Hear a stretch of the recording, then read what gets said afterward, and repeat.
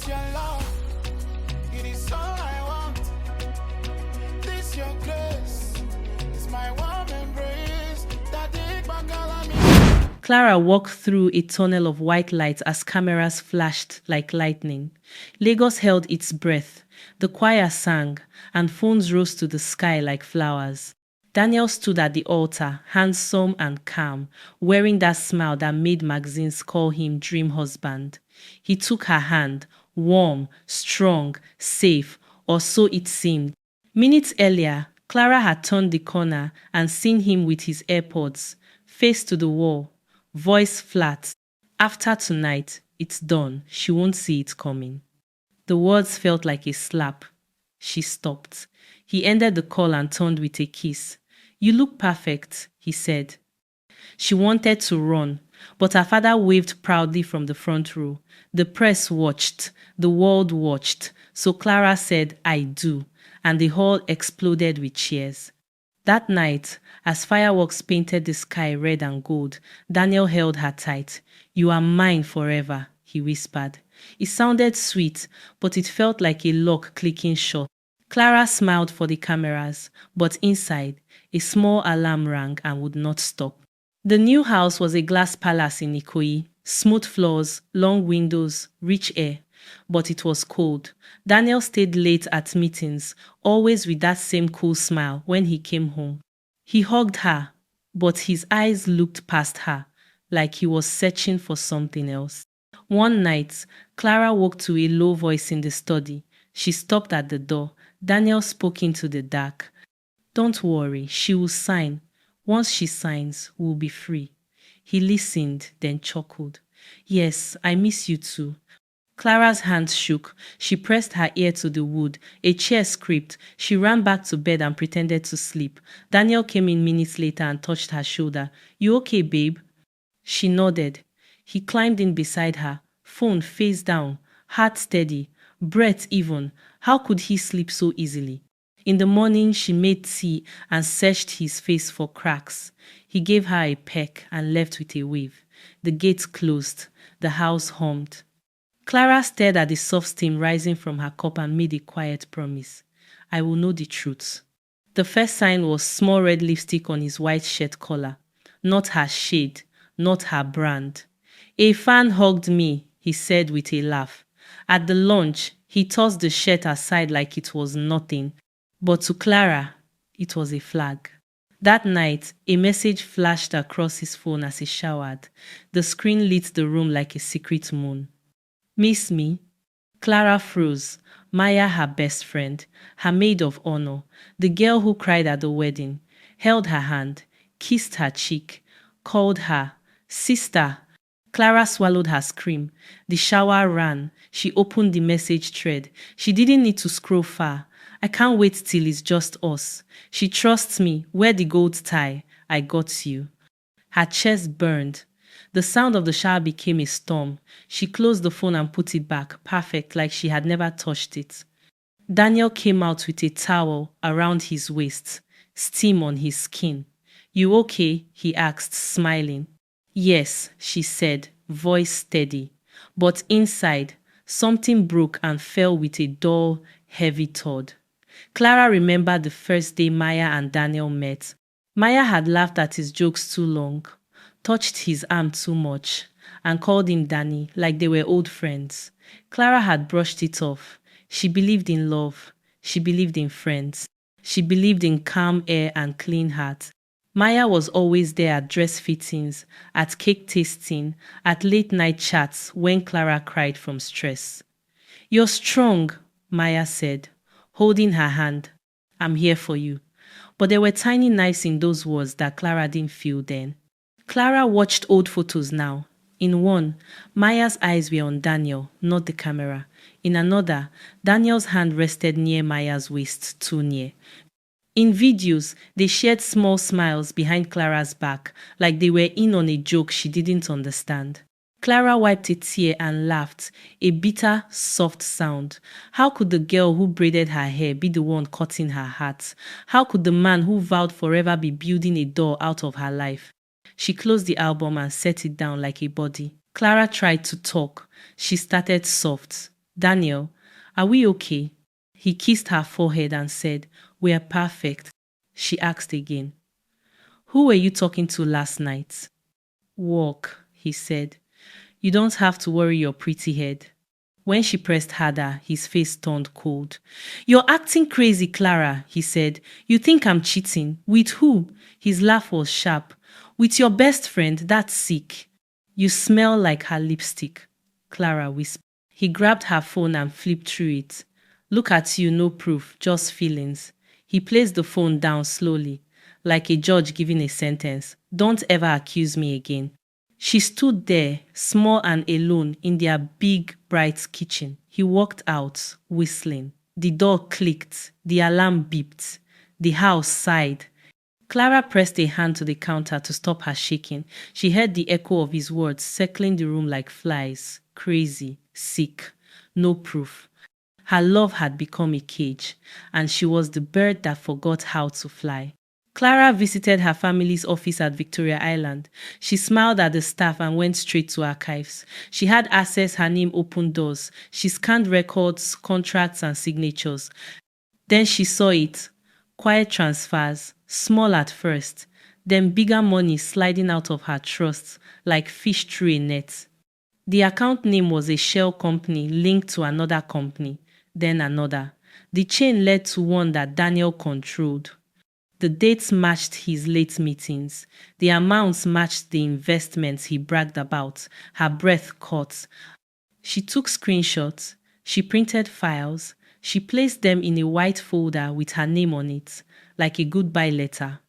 As she turned to leave, she saw her reflection in the glass. A woman with bright eyes and a broken mouth. She didn't look weak. She looked awake. Outside, the Lagos sun burned high. Cars honked, people hurried. Life moved like a fast river. Clara stepped into it with a quiet plan growing in her chest, like a new heartbeat. Clara didn't cry, she moved. She met a lawyer in a small office near Falomo. I want protection, she said. I want control of my assets back, and I want quiet. The lawyer nodded, sharp eyes, kind, and drew up papers that would lock her accounts and leave Daniel with dust. Next, she found a hacker, Tommy, a slim woman with a calm face and fast fingers. I need a mirror of Daniel's phone, Clara said. Tommy nodded. Give me 1 hour with the device. Clara arranged it. At dinner, Daniel left to take a call. Clara slipped his phone into her purse and placed a clone in its place. When he returned, he didn't notice. Tommy did the rest. Lastly, Clara met an old friend in law enforcement, Officer Yemi. I can't report yet, she said. But when I do, I'll bring proof. Yemi believed her. Be careful, he said. Snakes bite when they feel the fire. That night, Clara lay awake, eyes on the ceiling. She had a map now, a path, and at the end of it, a door that led to her freedom. The night was wet and loud. Rain slapped the Lekki Bridge. Clara drove alone, face set, heart steady. Everything was prepared, medical records, staged calls, the perfect timing. She had switched cars twice. She had left a ring in the cup holder, a bracelet on the seat, and a scarf by the door. All signs would point to her. That was the point. On the bridge, a truck veered and clipped her bumper. As planned, the car skidded, flames jumped, a blast tore open the dark. People screamed, phones flashed, sirens wailed. Lagos woke up to smoke and news alerts. Billionaire bride in fatal crash. Nation mourns Clara. But Clara was not in the car when it blew. Minutes earlier, in the rain, a bike had pulled beside her. A helmeted rider tapped twice. She climbed on and held tight.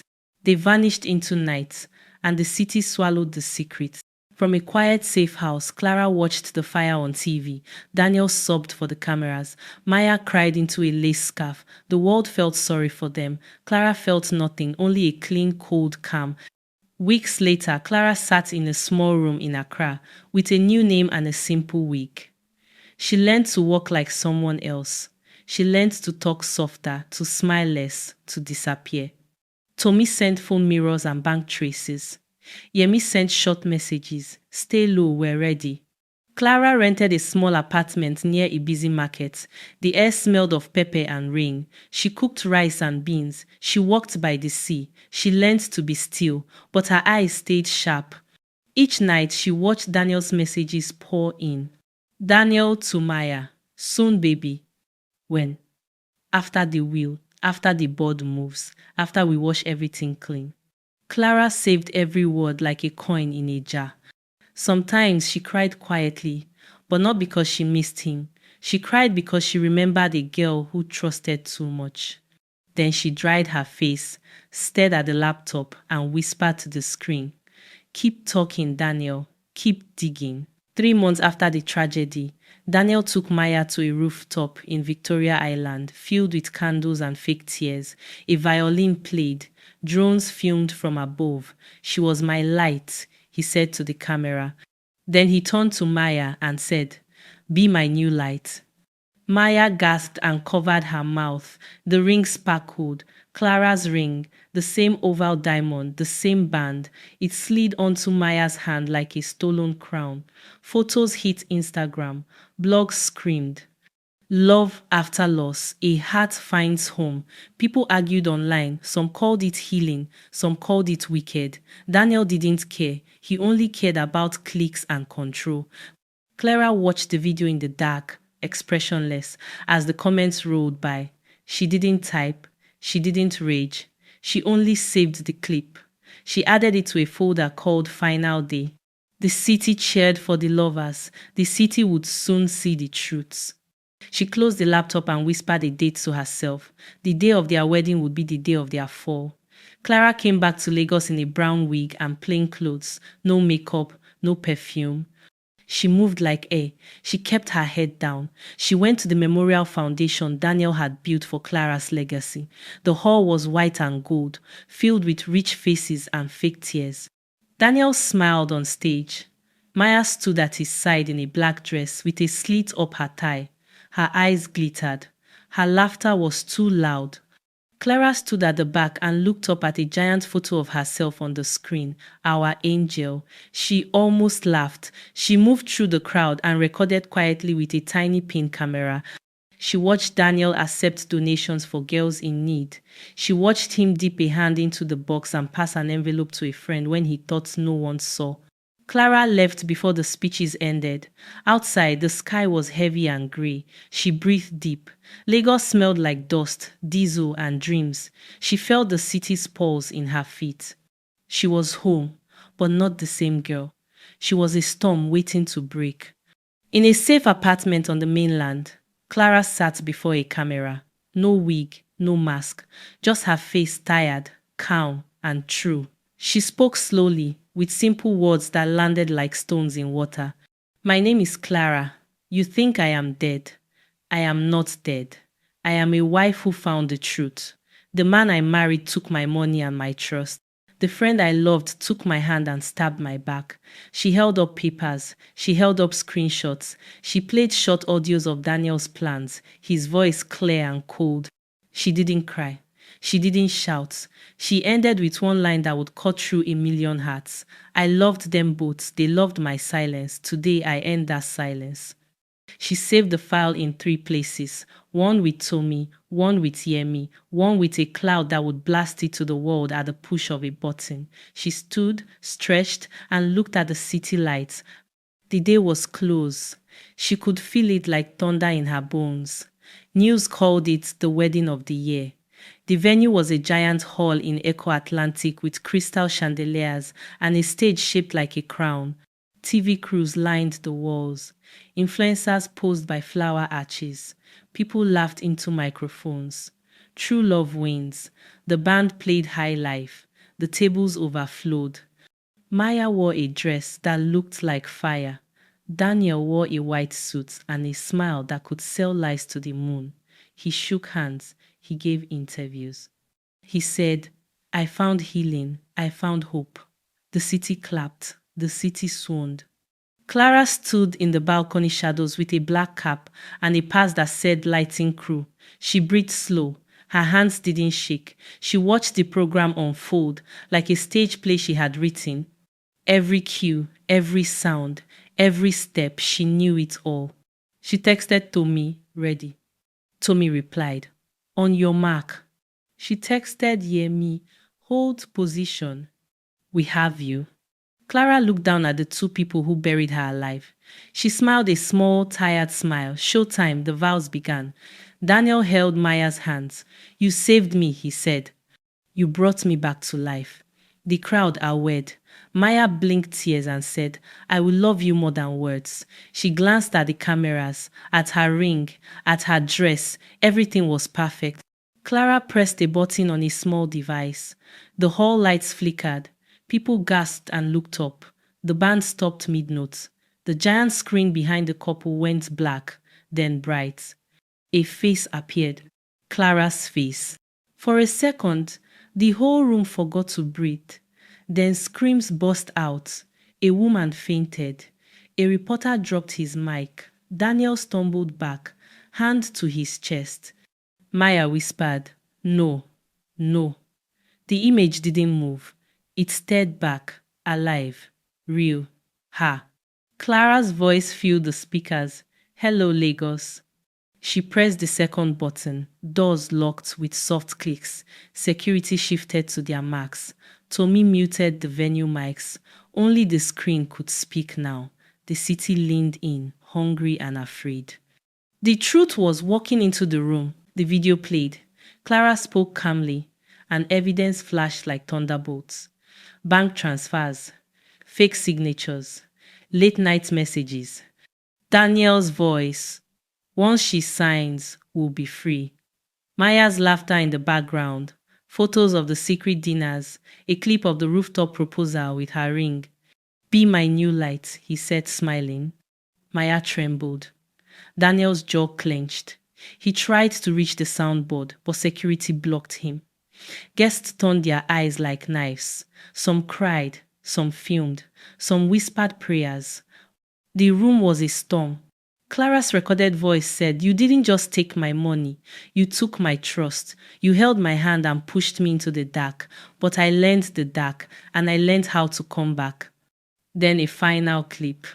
Daniel counting cash meant for the foundation. He smirked at a friend and said, dead wives make the best PR.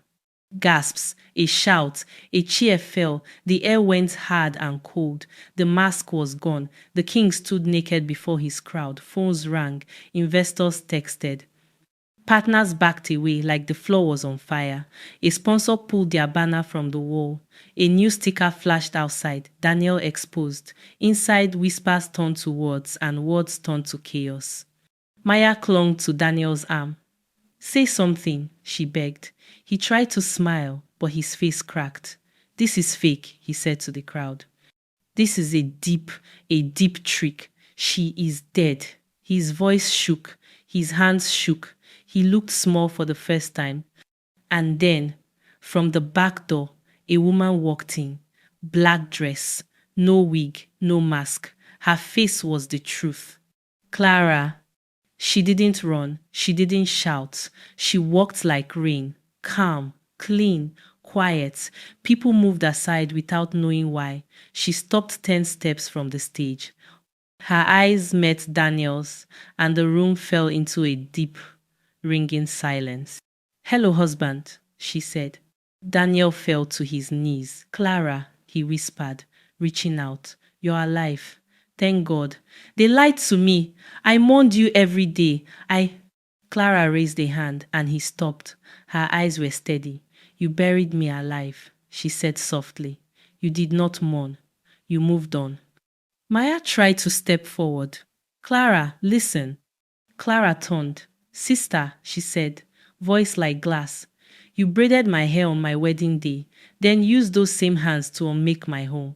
Tears slid down Maya's cheeks. I loved him, she said. I was weak. Clara nodded once. We are all weak sometimes, but you chose to be cruel. She faced Daniel again. You taught me fear, she said, but fear taught me to see. You taught me pain, but pain taught me to plan. You locked the door. I learned how to build a key. He reached for her dress. Please, don't do this. Clara looked down at his hand, then back at his face. I already did. Sirens wailed outside. The hall doors opened. Officer Yemi stepped in with a team, calm, focused. Daniel Adewale, Maya Johnson, you are under arrest for fraud, conspiracy, and attempted murder. The words fell heavy. Daniel tried to run, but security closed ranks. Maya sobbed and held her ring, as if it could save her. Cameras spun, lights flashed, some guests cheered, some prayed. Some sat still, stunned, like statues. Yemi approached Clara and gave a small nod, not a smile, just respect. You did well, he said quietly. Tommy's voice buzzed in Clara's earpiece. Upload complete. The video is everywhere. There's no putting this back. As Daniel was led away, he twisted to look at Clara. You ruined me, he spat. She answered, steady. You ruined yourself. Maya reached out as they pulled her along. Clara, I'm sorry, she cried. Please. Clara lowered her eyes. I release you, she said, but I won't carry you.